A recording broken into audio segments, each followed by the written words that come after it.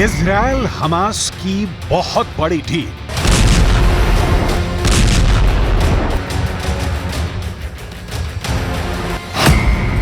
बंधकों की रिहाई का खुला रास्ता।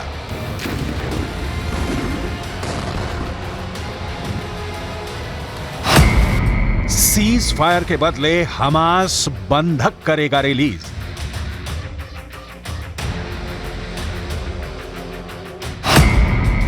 डील पर लगेगी नेतन्याहू की मुहर।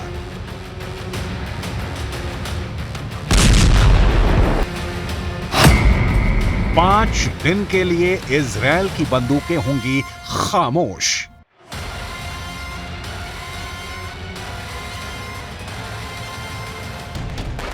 सीज फायर और बंधकों की रिहाई की डील के शोर शराबे के बीच ये बात नोट करने वाली है कि इजराइल अमेरिका की लीक पकड़कर नहीं चल रहा। युद्ध में हथियार भले ही इजराइल अमेरिका से मांगता है, लेकिन जमीन पर इजराइल के सैनिक ही लड़ रहे हैं। जब तक डील पर पूरी तरह मुहर नहीं लग जाए, कुछ भी कह पाना मुश्किल है। हालांकि वॉशिंगटन पोस्ट के मुताबिक डील लगभग कंप्लीट है और उसकी कुछ शर्तें यूं हैं।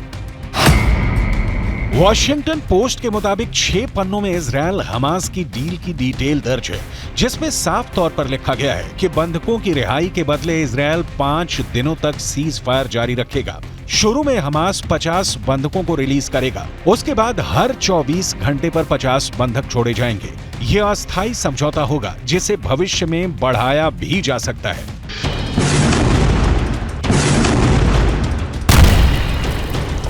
हमास इस हिसाब से कितने बंधकों को कब तक रिलीज करेगा, इसकी कोई डिटेल नहीं है। रिपोर्ट में यह बात भी सामने नहीं आ रही है कि इस डील के लिए कोई तारीख निर्धारित की गई है, तो वो कौन सी तारीख है।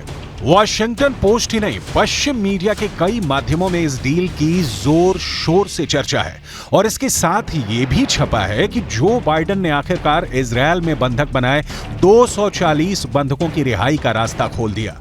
वॉशिंगटन पोस्ट ने हमास इजराइल डील की लोकेशन भी बताई। अमेरिका, इजराइल, हमास के बीच कतर की मध्यस्थता में दोहा में डील फाइनल हुई है। यह डील अपने मुकाम तक पहुंचेगी, यह बता पाना मुश्किल है। इसकी तस्दीक इजराइल के गाजा पर तेज होते हमले कर रहे हैं। बंधकों के परिवार के लोग स्थानीय लोगों के साथ मिलकर नेतन्याहू सरकार के खिलाफ विरोध प्रदर्शन कर रहे हैं। नेतन्याहू के ऑफिस के बाहर 20,000 से ज्यादा लोगों ने प्रदर्शन किया और जल्द से जल्द बंधकों को वापस लाने की मांग की, जबकि इजरायली प्रधानमंत्री बेंजामिन नेतन्याहू ने बंधकों को रिहा करने के बदले युद्ध विराम के किसी भी समझौते से साफ इनकार कर दिया है। नेतन्याहू ने कहा, अभी किसी भी समझौते पर कोई सहमति नहीं हुई है और इस संबंध में बहुत सारी गलत रिपोर्ट्स प्रकाशित की जा रही हैं। हम गाजा पट्टी से सभी बंधकों को सुरक्षित घर वापस लाना चाहते हैं और हम यथासंभव उन्हें वापस लाने की पूरी कोशिश कर रहे हैं।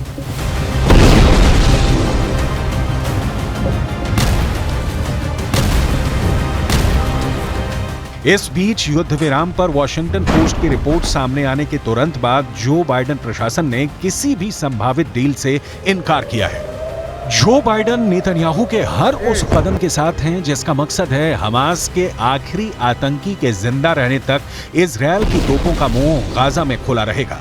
व्हाइट हाउस के प्रवक्ता एड्रियन वॉटसन ने कहा, हम अभी तक किसी समझौते पर नहीं पहुंचे हैं, लेकिन हम समझौते पर पहुंचने के लिए कड़ी मेहनत कर रहे हैं। ऐसा कोई पहली बार नहीं हुआ है कि इजराइल और हमास के बीच सीज फायर की खबरें सामने आई हैं। दरअसल आने वाले दिनों में ऐसा संभव भी हो सकता है कि इजराइल और हमास के बीच संघर्ष विराम पर कोई डील हो जाए। हालांकि नेतन्याहू ने भी यहां तक कहा है कि आने वाले दिनों में बंधकों की रिहाई को लेकर कुछ हो सकता है, लेकिन हमास चाहता है कि तमाम फिलिस्तीन कैदियों को इजराइल रिहा करे, जिसके लिए नेतन्याहू तैयार नहीं। ईरान के विदेश मंत्री के नेतृत्व में हमास के लीडर पुतिन से मिलने मॉस्को पहुंचे थे। वहां से भी हमास ने ईरान के जरिए कहलवाया कि वो डील के लिए तैयार है, लेकिन शर्त है कि इजरायली जेलों में बंद फिलिस्तीनियों को रिहा किया जाए। इजरायल ने इसका जवाब गाजा में गोली चलाकर दिया, लेकिन अब मामला पहले से पलटा दिख रहा है। कहा जा रहा है कि लोगों के दबाव में नेतन्याहू का युद्ध कैबिनेट बंधकों में से महिलाओं और बच्चों की रिहाई के लिए कतर में मध्यस्थता वाले समझौते पर विचार कर रही है। बदले में इजरायल गाजा में कई दिनों के संघर्ष विराम पर सहमत होगा और हजारों फिलिस्तीनी कैदियों में से कई दर्जन को रिहा कर देगा। मतलब बंधकों की रिहाई को लेकर कोई भी दो टूक बात अब तक सामने नहीं आई है।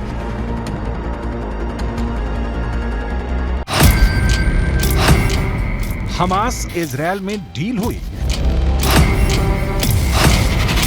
हमास इजरायल के बीच डील नहीं हुई। हमास बंधकों को रिहा करने के लिए तैयार है। इजरायल सीज फायर के लिए तैयार है।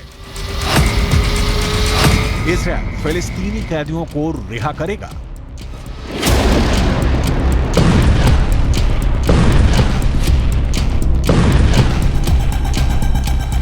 इन सारे सवालों का 100% सही जवाब किसी के पास नहीं है। बंधकों को लेकर तमाम तरह की खबरों के बीच सच ये भी है कि अब भी 240 लोगों की जिंदगी हमास के लड़ाकों की बंदूक के ट्रिगर पर टिकी है। 240 लोग 7 अक्टूबर की एक मनहूस सुबह हमास ने उठा लिए, इन्हें गाजा ले गए और इजरायल को अब तक खबर नहीं कि इन लोगों को हमास ने गाजा की किस गली में छिपा कर रखा है। इनके साथ क्या सलूक हो रहा होगा।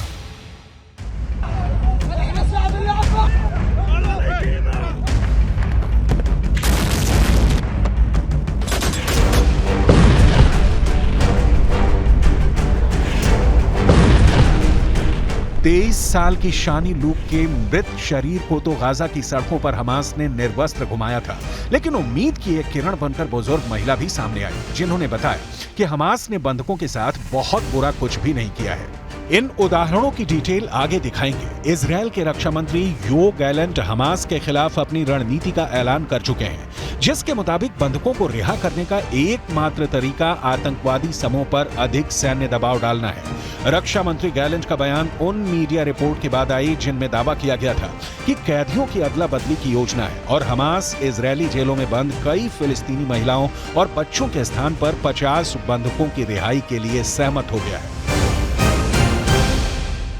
इजराइल इस वक्त गाजा में गोलीबारी बंद नहीं करना चाहता क्योंकि आईडीएफ के कई ऑपरेशन अंतिम चरण में हैं। खासकर अल शिफा अस्पताल के अंदर हमास का वो कमांड सेंटर ख़त्म करना चाहता है, लेकिन हमास इस युद्ध में कुछ मोहलत चाहता है। खुद को संगठित करने के लिए हमास सोची समझी सीज फायर वाली चाल चल रहा है, जिसके लिए वो कुछ बंधकों को रिहा भी कर सकता है। इजराइल हमास की इस रणनीति को समझता है और इसीलिए वो हमास की रिहाई की किसी भी शर्त को मानने से इनकार कर रहा है।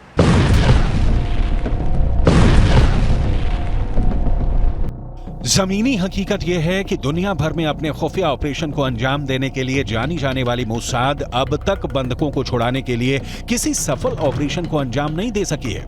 ऐसे में इजरायल की मोसाद पर तमाम सवाल खड़े हो रहे हैं। सवाल ये भी हैं कि क्या इजरायली सुरक्षा और खुफिया एजेंसियों के दिमाग में कोई बड़ा प्लान काम कर रहा है।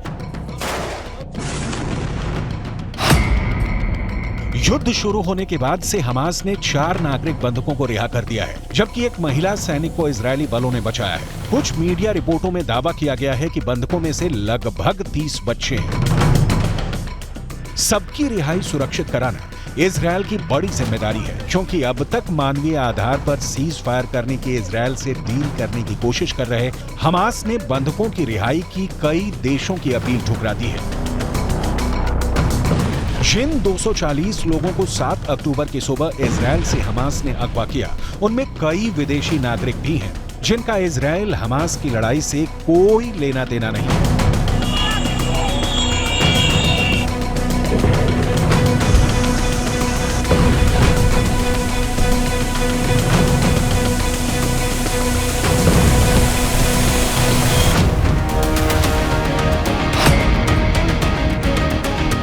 इन बंधकों में थाईलैंड के 14 लोग, जर्मनी के 8 लोग शामिल हैं, अर्जेंटीना के 16 लोगों को और 9 ब्रिटिश लोगों को बंधक बनाया गया है। हमास जानबूझकर लोगों को गाजा उठा ले गया। इसी हालात में फायदा उठाने के लिए जब युद्ध उसकी गर्दन पर उतरने लगे तो बंधकों की रिहाई के बदले इजरायल से अपने शर्तों पर डील कर सके। लेकिन इजरायल है, झुकेगा नहीं। उदाहरण देखिए और बिल्कुल क्लियर हो जाइए। 27 जून 1976 इजरायल की राजधानी तेल अवीव से एक विमान ने ग्रीस की राजधानी एथेंस के लिए उड़ान भरी। फ्लाइट में 246 यात्री और क्रू मेंबर्स मौजूद थे। इस विमान को फिलिस्तीनी आतंकी अगवा कर युगांडा ले गए। इजरायल की खुफिया एजेंसी और कमांडोज ने अपने नागरिकों को बचाने के लिए ऑपरेशन थंडरबोल्ट को अंजाम दिया।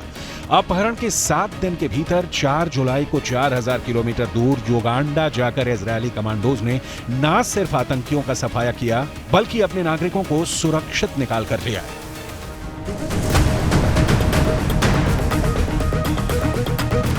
इस ऑपरेशन में इजरायल के प्रधानमंत्री बेंजामिन नेतन्याहू भी शामिल थे। इस ऑपरेशन में उनके भाई योनाथन नेतन्याहू की जान चली गई थी। करीब 47 साल बाद इजरायल फिर से अपने बंधक संकट का सामना कर रहा है। तारीख पर तारीख निकलती जा रही है, लेकिन 240 लोगों की जान तमाम कोशिशों के बावजूद अब तक अटकी है।